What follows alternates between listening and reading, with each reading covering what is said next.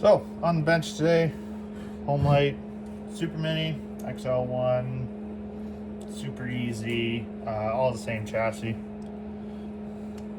Pretty dirty, well-used machine. It's in for crank seals, at least one. Here's part number. SKF seals for you guys that are looking. Yeah, because you can't, like, I can't find really anything on these, but I found a forum that had this part number on it. So these work with these. It's like $7, I think, for the seal, shipped. So not too bad. So start off, I'm gonna take the bar off this, make it easier. Tensioners on the side on these. Take everything off. I got this all pretty loose on this side.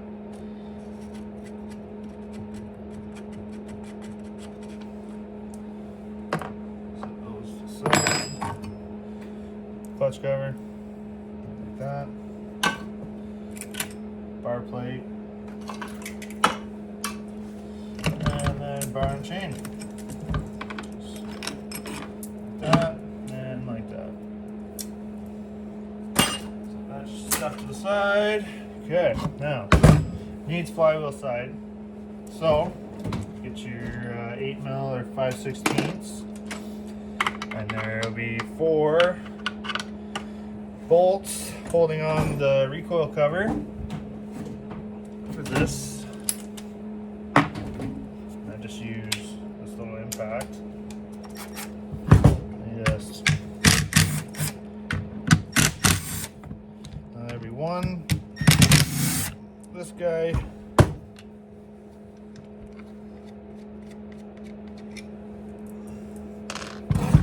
This guy right, you can see that right there.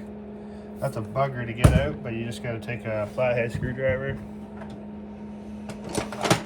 and should come out, unless they've never been out, which could be the case on this. Oh, that one not too bad actually.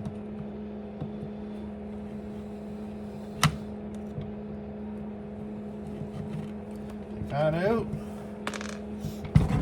This thing, no, it's not leaking fuel. That's a first. Boom, recoil covers off, just like so. Throw that to the side, and this is what you're working with. Blue coil of death on a Homelite. If you ever have a Homelite and it doesn't have spark, and it has a blue coil, 9 chances out of 10, it's the coil. And all you do is what I do. A lot of guys throw them in the oven, or throw them in the oven and stuff, heat them up. I just take a heat gun, and you just lay the heat to that until you smell all the oil from collecting dust in here. You'll smell it. And there'll be a smell, and it'll start smoking a bit. And you do that, and 9 chances out of 10 you'll have spark, and it'll have spark until the saw dies, if it ends up dying. But that is the main problem with a Homelite, is that blue coil. There are the bigger Homelites, the XL76s and 130s. You can change this coil out for a Husqvarna 55 or 50 coil, and they work. You just gotta take the bracketry and everything off of the off of this coil, or like off of the blue coil, and put the Husqvarna coil in it and on it, and then it'll bolt right up. So next thing, take spark plug out.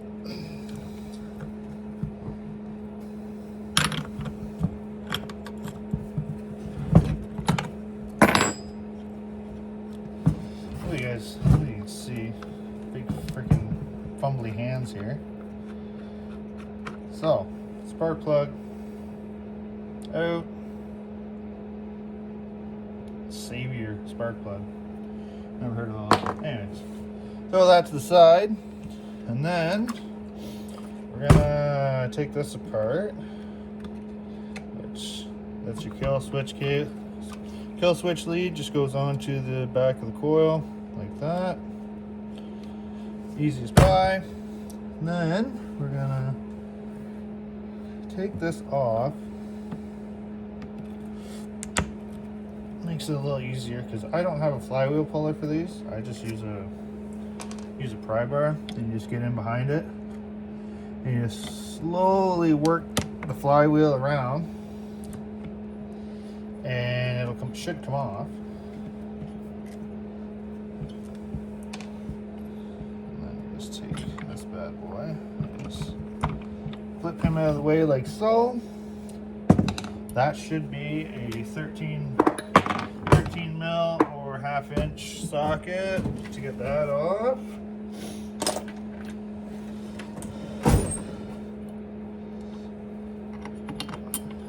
Yeah, 13. Like that. And then you take yourself a small piece of rope, which pull cord rope, whatever, doesn't, as long as it can't get stuck in a port somewhere. And this is, yeah, that's perfect. Actually, it's not. There we go. Shove that in the spark plug hole. Gonna have to put a bunch with this small little rope that I got. Put this in here. No. This in here. And then, when she goes to come up, won't be able to spin it no more. Like that. I just take this impact. It's hard to film. You guys see? Yeah, you should be able to see. Take your impact, you just bang. Nuts off, just like that. It should be just a washer. Is this one? Yeah. There's another washer on this one. So somebody's had this apart. Usually they just have a lock washer on them.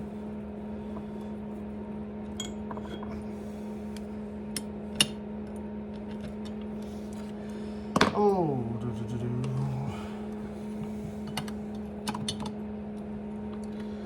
so I'll take that out. And then yeah, it goes regular washer, lock washer, nut. And then I just take small pry bar, which I don't know where it is. Typical.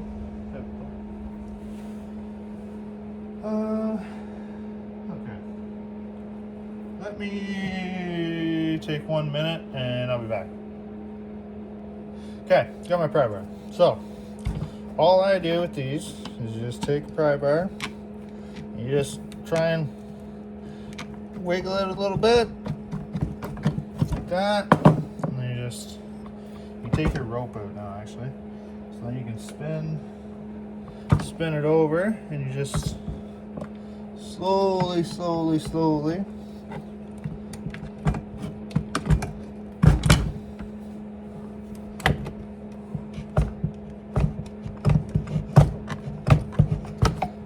work at it, and it should pop loose. It's already moved a little bit, so just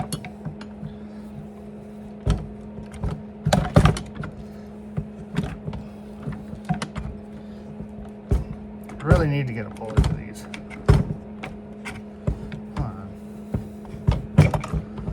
And sometimes too, you might have to just give just a small little whack. I've had to do this a few times with ones that haven't been apart or haven't been apart for a substantial amount of time. So you just take that, move that flywheel around, and you just shove that under there.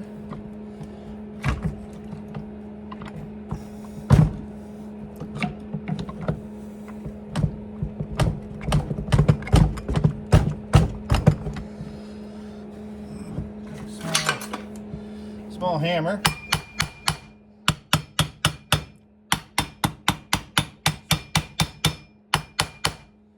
Give her a couple taps.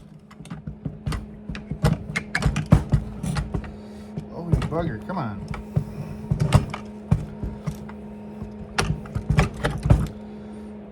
Okay, I'm gonna fight with this for a second and I'll be back. Okay, with a little persuasion, comes out. If you don't have a puller for these, they're a bugger. They're just flat out just a bugger to get at because they're so small and all that.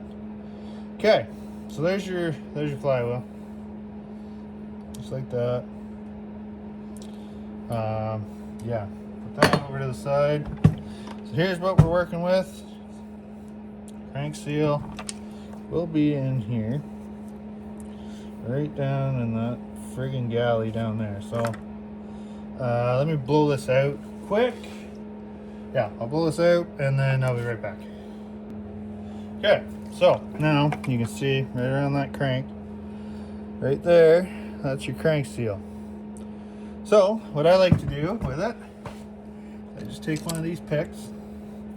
Cheapy pick. I don't even know where I got this. Probably my dad, and he probably bought it from Princess Auto or a dollar store or something cool. And you just work it in there. And you just got to get under it somehow.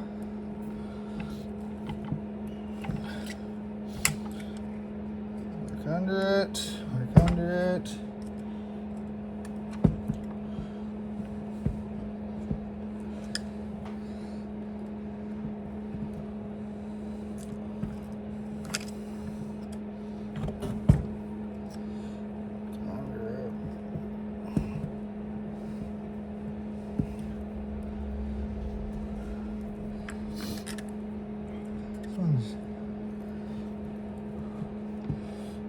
Sometimes they're a bit of a bugger. Everything's a bit of a bugger on these. They're so small, but I love them. Probably one of the best saws Homelite ever made, honestly, from my opinion. And I have quite a few Homelites, but these are by far one of the toughest saws I've ever seen.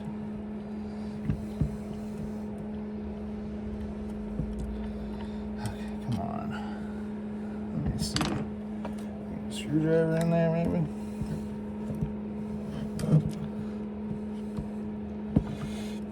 I need to invest in a steel puller or make one small for these.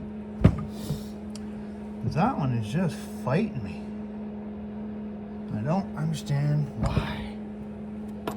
Try from the top, maybe. There it is, just like that. Just gotta find the right spot, but. Okay, so it kind of mutilates that seal, but there's a seal, small, like there's my pinky in it. Won't even go on it. So, old seal's out, grab your new one. This guy here, SKF seal. Match them out the best you can, which they look, other than the one that I mutilated, but they look pretty similar. And I'm going with they're probably the same. I like to grab just a bit of 2-stroke oil. Cylinders falling everywhere. 2-stroke oil, doesn't matter what you use. There's what I'm using, Lucas No Smoke. It's cheap and it works well. It doesn't dirty everything and like still oil does. Just take it all around that seal, nice and nice, like so. Get that out of the way, and then just gonna slide her down in there, like so, and then get yourself a little deep socket that'll fit over the crank, which that one does, 13 millimeters deep, and you just tap that sucker home, making sure it goes in straight, and it didn't. What a, oh, it's in there.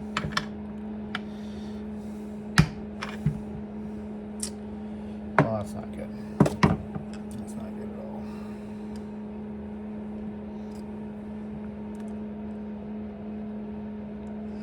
That's not good at all. I love how that works. Every time you just want to make it so it's just Simple, easy job, really. And then I go and mess it up. So it's in there. Actually, no, it's not in there too far. I just gotta pop that sucker down in there a little bit, I think.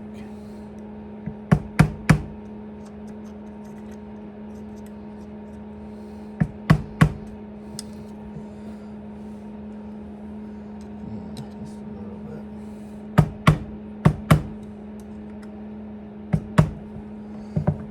Yeah. Oh no, maybe it is too far. Hard to see in these little bastards. Okay, so that seal's gonna be wrecked because it went in way too far. Yeah, it might not be wrecked, but it probably will be.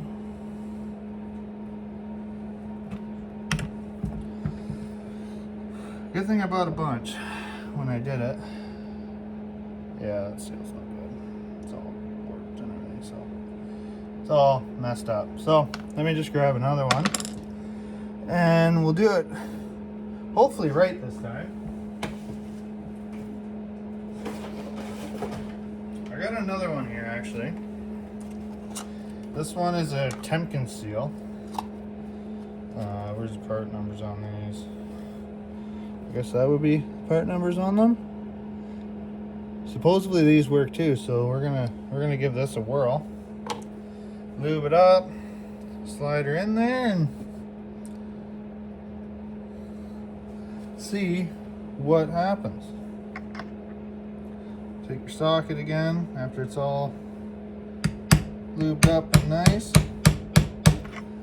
That one, oh yeah, that's a lot nicer. There we go. There we go.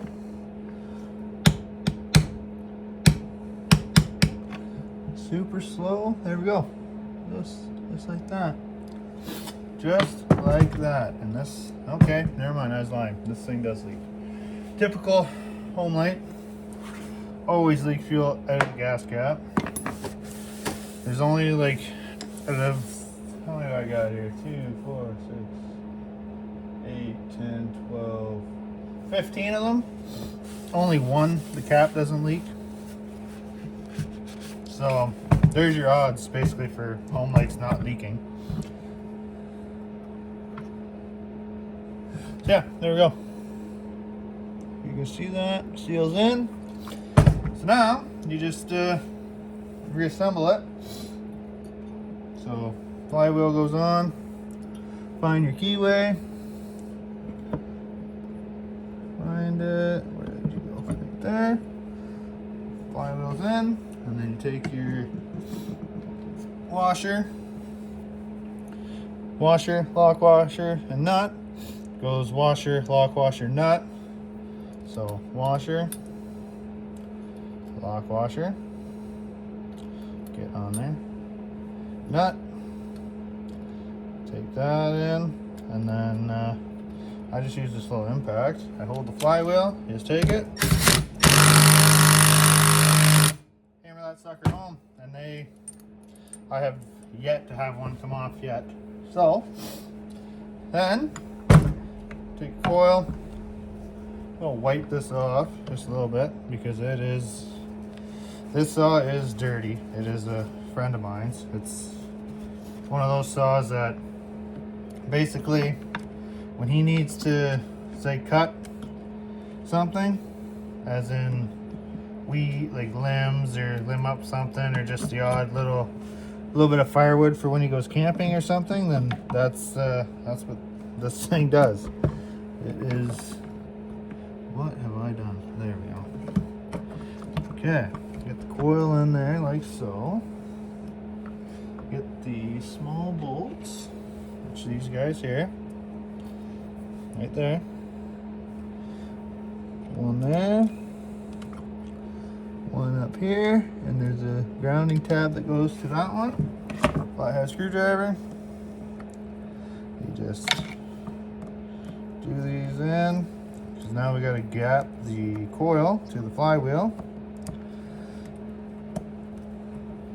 Get that all in.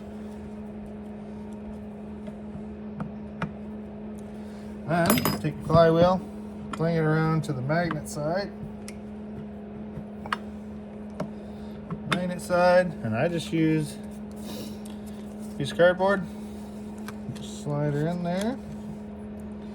Okay, usually tuck this in.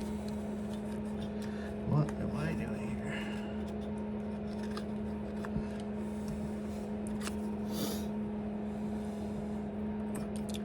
That's my wouldn't move.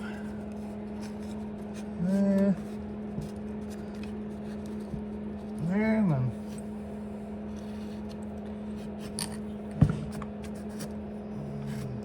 bring your flywheel around, crank your screws down, like so.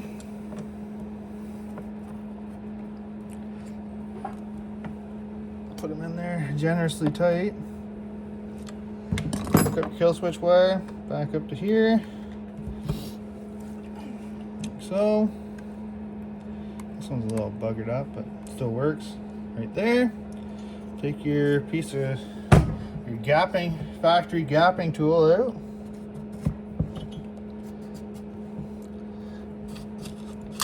Oh, you bugger. And you had to rip.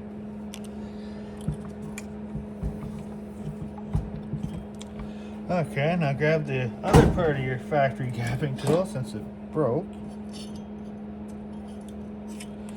Out of there, throw it to the side, because it is no longer a factory gapping tool.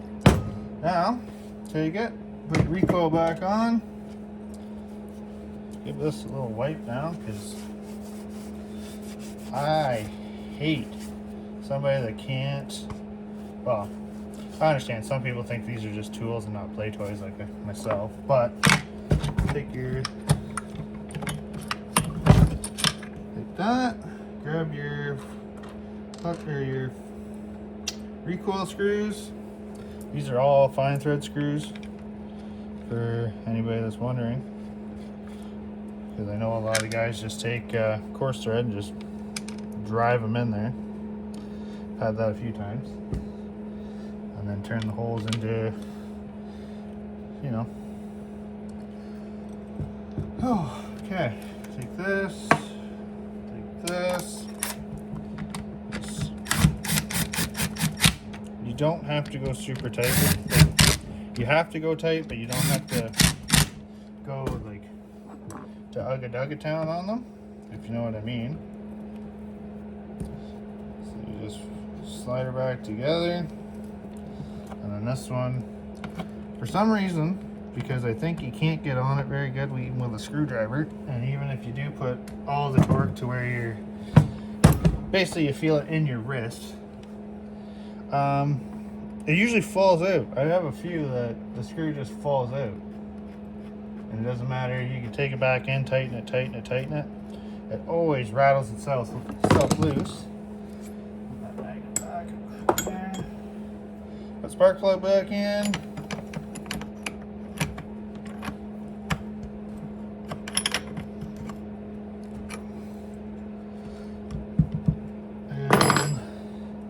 Yeah, and then put your bar and chain back on and you're ready to roll. So I'm gonna, yeah, clean this up and then run it, and that's it. Thanks for watching. Hopefully that helps people. I know I've struggled a lot with the, well, just trying to find Homelite parts, because Homelites are a dying breed of chainsaw, because nobody wants them because they're old and slow and loud and no anti-vibe and all that. They have a soft spot in my heart. That's why I love working on them. So crank seals on a Super Mini, Super or XL1 automatic, Super EZ, all the same chassis, and they always leak fuel. Thanks guys.